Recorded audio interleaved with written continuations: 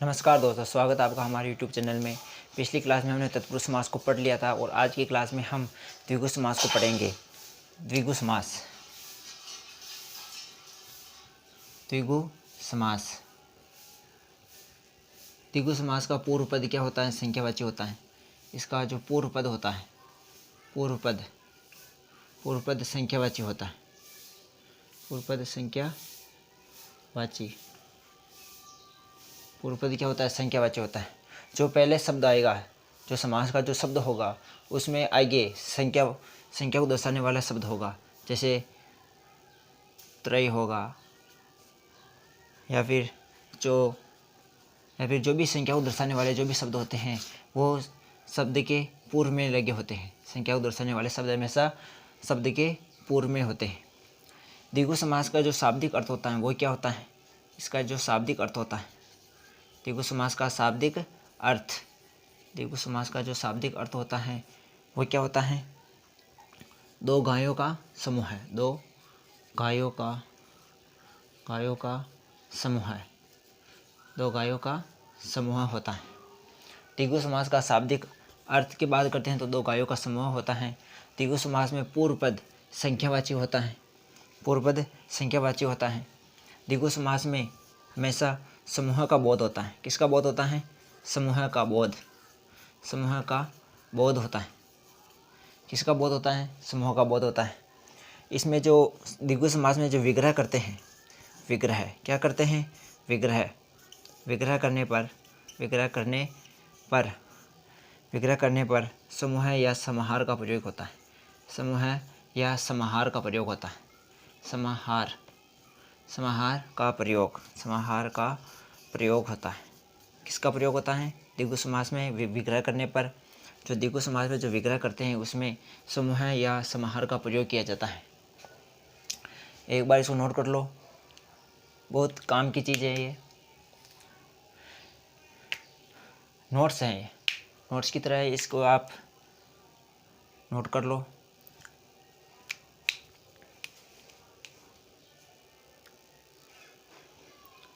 जैसे द्विगु समास में उदाहरण लेते हैं तो उदाहरण लेते हैं तो जैसे चौराहा मतलब चार रास्तों का समूह है। मतलब चार राहों का समूह है। क्या है? इसे विग्रह करते हैं तो चार राहों का समूह है। चार राहों का समूह है। चार रास्तों का समूह है। उसको क्या कहते हैं? चौराहा कहते हैं। जैसे त्रिरत्न की बात करते हैं तो तीन रत्नों का समूह है। तीन रत्नों का समूह है। क्या है? समूह है। किसका समूह है? तीन रत्नों का समूह है। पूर्व पद क्या आ रहा है? संख्यावाची आ रहा है। पूर्व पद क्या आ रहा है? संख्यावाची आ रहा है। प्रारंभ में त्रि आ रहा है। त्रि मतलब तीन। चौ, इसमें चौराहा में चौ आ रहा है। चौ मतलब चार रास्तों का समूह है। पूर्व पद संख्यावाची होता है, ध्यान रखना। फिर आता है अठन्नी का क्या होगा? अठन्नी का होगा आठ आनों का समूह है। आठ क्या है? आने हैं।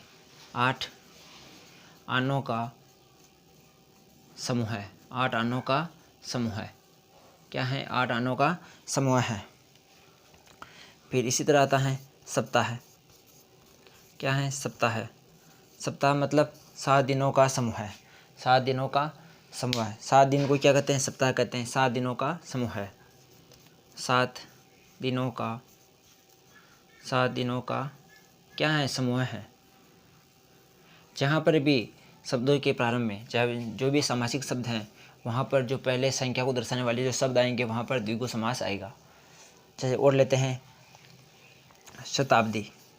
और लेते हैं उदाहरण, जैसे शताब्दी का क्या होगा? शताब्दी का होगा शत माने 100। शत का क्या होगा? शत का अर्थ होता है 100। या शत अब्दों। अब्दों यानी वर्षों। अब्द का मतलब क्या होता है? वर्षों का समूह है। शत अब्दों का समूह है। शत अब्दों का क्या है? समूह है। 100 साल। 100 साल को क्या कहते हैं? शताब्दी कहते हैं। 100 वर्षों का समूह है। 100 वर्षों का समूह है। शत अब्दों का समूह है। एक बार इसको नोट कर लो, नोट नहीं किया हो तो। फिर दूसरे उदाहरण की बात करते हैं। दूसरे उदाहरण देखते हैं फिर। जैसे कोई उदाहरण लेते हैं, जैसे नवरात्र। नवरात्र। नवरात्र का समासिक विग्रह क्या होगा? नवरात्र का समासिक विग्रह होगा नौ रात्रियों का। नौ रात्रियों का। नौ रात्रियों का समूह है। नौ रात्रियों का समूह है। नौ रात्रियों का क्या है? समूह है। समूह है या समाहार भी कर सकते हैं। फिर आता है त्रिलोक। क्या है? त्रिलोक। त्रिलोक। त्रिलोक का क्या होगा? 3 लोकों का समाहार। 3 लोकों। 3 लोकों का समाहार। 3 लोकों का क्या है? समाहार है। 3 लोकों का क्या है? समाहार है।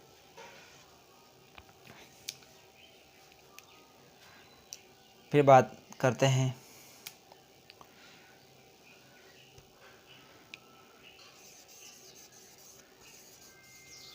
भुवनत्रय।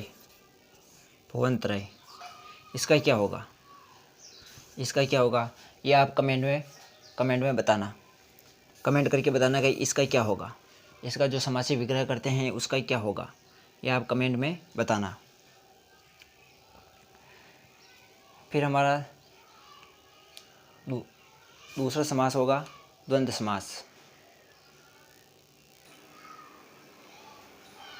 अब हम पढ़ेंगे द्वंद्व समास। 5वां प्रकार कौन सा है? द्वंद्व समास। द्वंद्व समास की बात करते हैं तो द्वंद्व समास में दोनों पद प्रदान होते हैं। द्वंद्व समास में दोनों पद प्रदान होते हैं। ये प्रथम पद भी प्रदान होता है और दूसरा पद भी प्रदान होता है। और द्वंद्व समास में जो दो पद होते हैं ये विलोम शब्द होते हैं, एक दूसरे के विपरीत होते हैं। ये दोनों शब्द है, दोनों पद एक दूसरे के विपरीत होते हैं। विपरीत सदैव नहीं होते। विपरीत अधिकतर शब्दों में विपरीत होते हैं पर सदैव विपरीत नहीं होते। याद रखना, जो शब्द विलोम शब्द होगा वहाँ पर द्वंद्व समास होगा, एक दूसरे के विलोम होंगे। तो इसमें विग्रह करते हैं तो और या का शब्दों का प्रयोग किया जाता है। और या इन शब्दों का प्रयोग किया जाता है। एक बार इनको नोट कर लेते हैं। द्वंद्व समास की बात करते हैं तो दोनों पद प्रधान होते हैं। दोनों पद प्रधान। दोनों पद क्या हैं? प्रधान होते हैं। दोनों पद प्रधान होते हैं। फिर बात करते हैं दोनों पद प्राय है। दोनों पद प्राय है मतलब कभी कभी प्राय है एक दूसरे के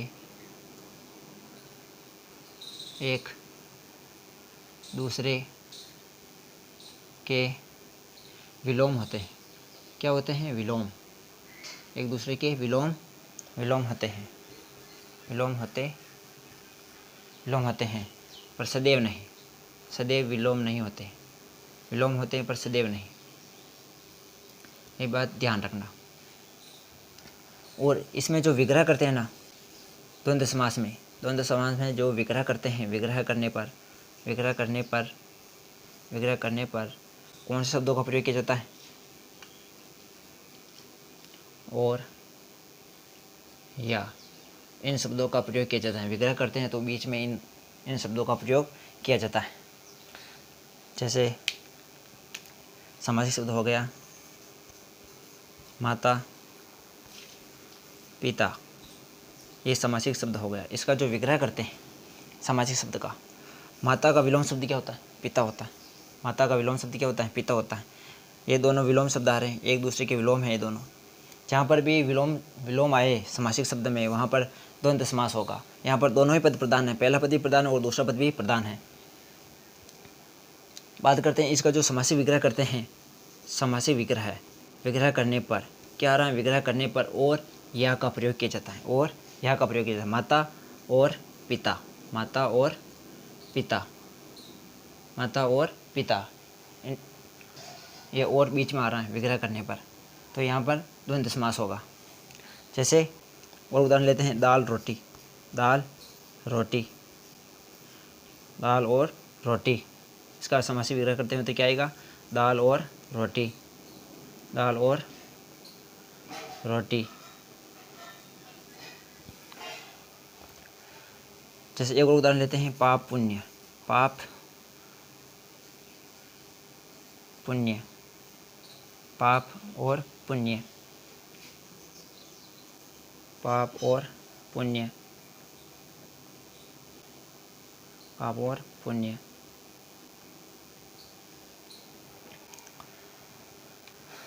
एक बार इसको नोट कर लो आप, फिर और उदाहरण लेकर के बात करेंगे और इसको समझने का प्रयास करेंगे उदाहरणों के द्वारा।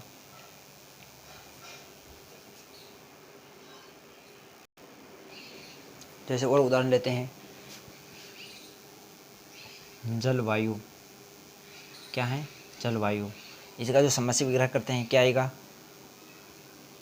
जल और वायु, जल और वायु। इसी तरह धर्माधर्म, धर्म, इसका समासी विग्रह क्या होगा, धर्माधर्म। इसका जो समासी विग्रह करते हैं, धर्म और अधर्म, धर्म और अधर्म। या इसी को लिख सकते हैं, धर्म या अधर्म, या अधर्म, धर्म या अधर्म। जैसे वो एक और समासी शब्द लेते हैं, सुरासुर, सुरासुर, सुरासुर। इसका जो समासी विग्रह करते हैं, इसका जो समासी विग्रह करते हैं उसमें क्या आएगा, सुर, सुर या असुर, सुर या असुर, सुर या असुर आएगा। शीतोष्ण, क्या है, शीतोष्ण, क्या है, शीतोष्ण। शीतोष्ण की बात करते हैं तो शीतोष्ण में क्या आएगा, इसका समासी विग्रह करते हैं तो शीत, शीत, शीत या उष्ण, शीत या उष्ण, शीत या उष्ण आएगा इसमें समासी विग्रह करते हैं तो। इसकी बात करते हैं तो इसमें या आ रहा है, या आ रहा है, और आ रहा है, और आ रहा है। द्वंद्व समास में विग्रह करने पर और या शब्दों का प्रयोग किया जाता है, दोनों पद प्रदान होते हैं इसके अंतर्गत। फिर बात करते हैं, हमारा जो लास्ट का समास बचा है वो कौन सा समास है, वो आ रहा है बहुव्रीहि समास। कौन सा समास है, बहुव्रीहि समास। एक बार इसको नोट कर लो आप, नोट नहीं किया है तो।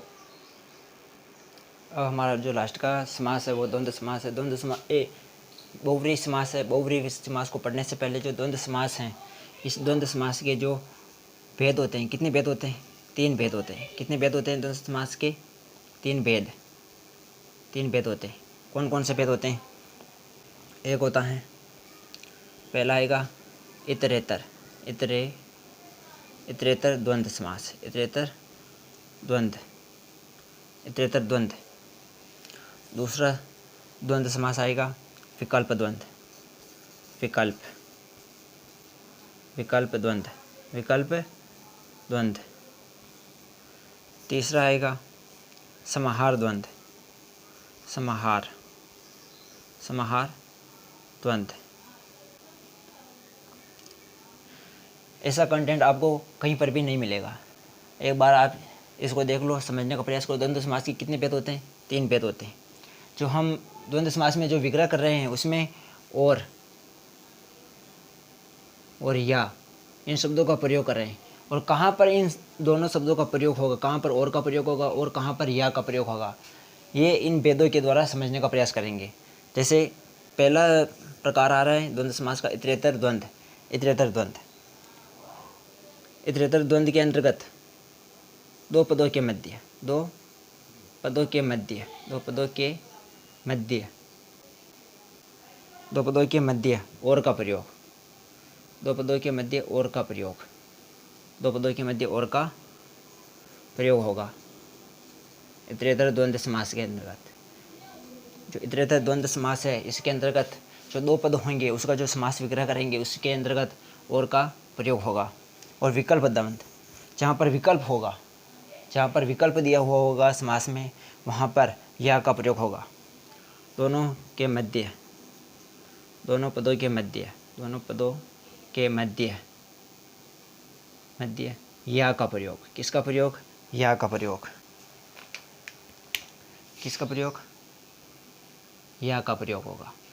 जहाँ पर विकल्प द्वंद्व होगा, जहाँ पर समास विकल्प में होगा, जो समासिक शब्द विकल्प में होगा वहाँ पर या का प्रयोग होगा।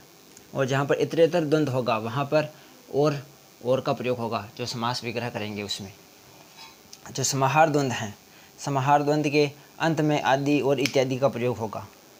जो समाहार द्वंद्व हैं, जो दो पदों के मध्य, दोनों पदों के मध्य, दोनों पदों के मध्य, पदों के मध्य, पदों के मध्य नहीं, इसके अंत में, इसके अंत में, इसके अंत में आदि, आदि व या इत्यादि, आदि या इत्यादि का प्रयोग होगा। किसका प्रयोग होगा? जो समाहार द्वंद्व हैं, दोनों पदों के अंत में आदि या इत्यादि का प्रयोग होगा। आदि या इत्यादि का प्रयोग होगा। एक बार इसको आप नोट कर लो और इसको समझने का प्रयास करना। जहाँ पर इतरेतर द्वंद्व होगा वहाँ पर दोनों पदों के मध्य और का प्रयोग होगा, और का प्रयोग होगा। जहाँ पर विकल्प नहीं है, यहाँ पर विकल्प नहीं है, यहाँ पर इतरेतर द्वंद्व आ रहा है तो वहाँ पर और का प्रयोग होगा। जहाँ पर विकल्प दिया हुआ होगा, जिस समासिक शब्द में विकल्प द्वंद्व होगा वो वहाँ पर या का प्रयोग होगा। वहाँ पर किसका प्रयोग होगा? विग्रह करने पर या का प्रयोग होगा। समाहार द्वंद्व में आदि और इत्यादि का प्रयोग होगा अंत में, दोनों पदों के अंत में। एक बार इसको नोट कर लो, फिर बात करेंगे बहुव्रीहि समास की। बहुव्रीहि समास की।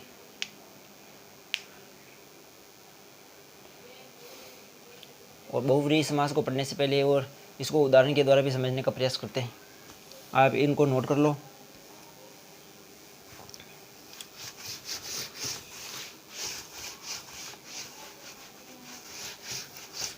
जैसे उदाहरण द्वारा समझते हैं। जैसे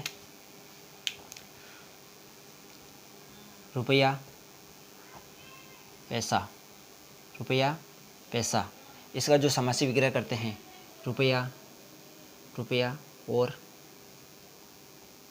पैसा, रुपया और पैसा।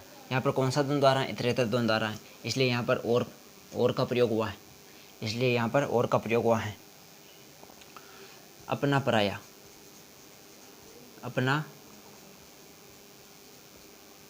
अपना पराया, तो यहाँ पर समासी विग्रह करते हैं। इसमें क्या आएगा? इसमें आएगा अपना या पराया, अपना या पराया। तो यहाँ पर विकल्प द्वंद्व आ रहा है, यहाँ पर विकल्प द्वंद्व आ रहा है। विकल्प में यानी अपना या पराया, अपना या पराया। एक उदाहरण है, फिर उसका आप बताना। नील लोहित, नील लोहित, नील लोहित का आप कमेंट करके बताना कि इसका जो समासी विग्रह है उसका समासी विग्रह क्या होगा, इसका समासी विग्रह क्या होगा। एक बार इसको नोट कर लो। अब हमारा जो लास्ट का समास है वो कौन सा समास है? बहुव्रीहि समास है। कौन सा समास है? बहुव्रीहि समास, बहुव्रीहि समास है। कौन सा समास है? बहुव्रीहि समास है। बहुव्रीहि समास की बात करते हैं। यहाँ पर कोई भी पद प्रदान नहीं होता, न तो पहला पद प्रदान होगा न ही दूसरा पद प्रदान होगा, कोई भी पद प्रदान नहीं होगा। यहाँ पर अधिकतर शब्द पर्यायवाची होते हैं, अधिकतर शब्द पर्यायवाची होते हैं, जो समासिक शब्द होते हैं जो।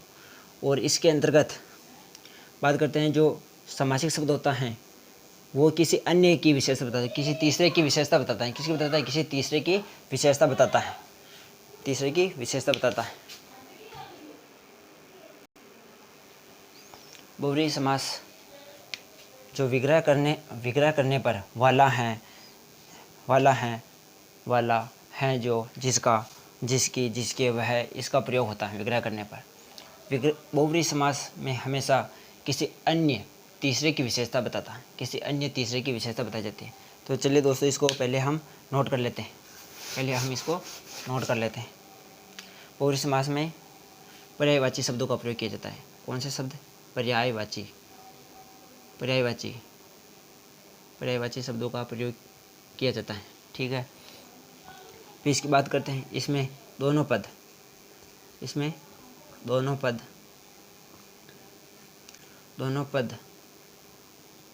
अप्रधान होते हैं। अप्रधान होते हैं, मतलब कोई भी पद प्रधान नहीं होता है। न तो पहले पद की विशेषता बताई जाती है, न दूसरे पद की। यहाँ पर किसी अन्य की विशेषता बताई जाती है, तीसरे शब्द की। यहाँ पर कोई भी पद प्रधान नहीं होगा। ठीक है, यहाँ पर अन्य अर्थ की विशेषता बताई जाती है। अन्य अर्थ की विशेषता बताई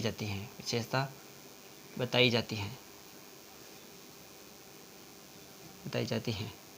किस तीसरा जो शब्द होता है, तीसरे की कोई तीसरा अर्थ निकलता है। जो विग्रह करते हैं, इसमें जो विग्रह है, क्या करते हैं?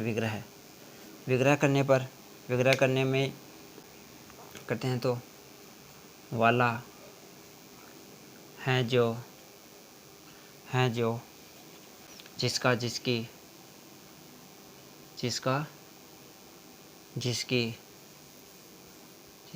और जिसकी, वह, इन शब्दों का प्रयोग किया जाता है। विग्रह में वाला है जो, जिसका, जिसकी, वह, इन शब्दों का क्या किया जाता है? प्रयोग किया जाता है।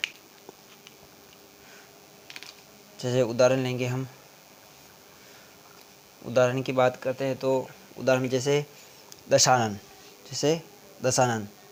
10 हैं आनंद जिसके, वह कौन है? 10 आनंद। 10 मुख वाला कौन है? रावण है। कौन है? रावण। तो यहाँ पर 10 आनंद की विशेषता, 10 मुख की विशेषता नहीं बता करके कि किसकी विशेषता बताई जा रही है? रावण की विशेषता बताई जा रही है। जैसे लिख लेते हैं इसको, दशानन।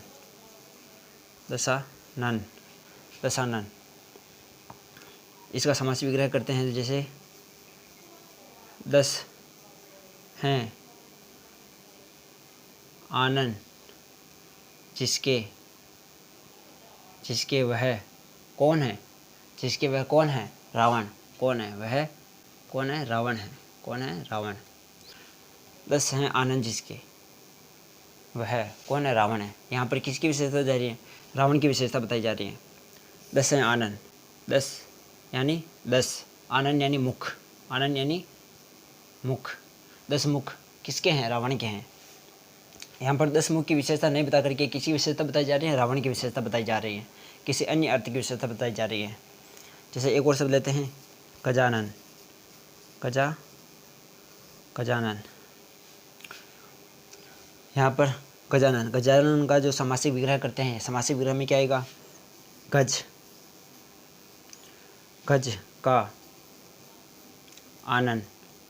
का आनन है जिसका, वह कौन है? गणेश। कौन है? गणेश जी। कौन है? गणेश। गज का आनन है जिसका, वह, गज यानी हाथी, आनन यानी मुख। हाथी का मुख किसके हैं? गणेश जी के। यहाँ पर गज का मुख की विशेषता नहीं बता करके गणेश जी की विशेषता बताई जा रही, किसी तीसरे की विशेषता बताई जा रही है। एक बार इसको नोट कर लो आप, फिर अन्य उदाहरणों की बात करते हैं।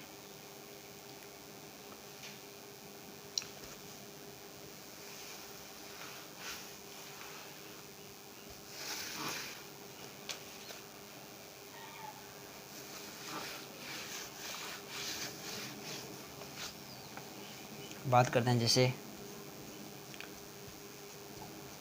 त्रिनेत्र।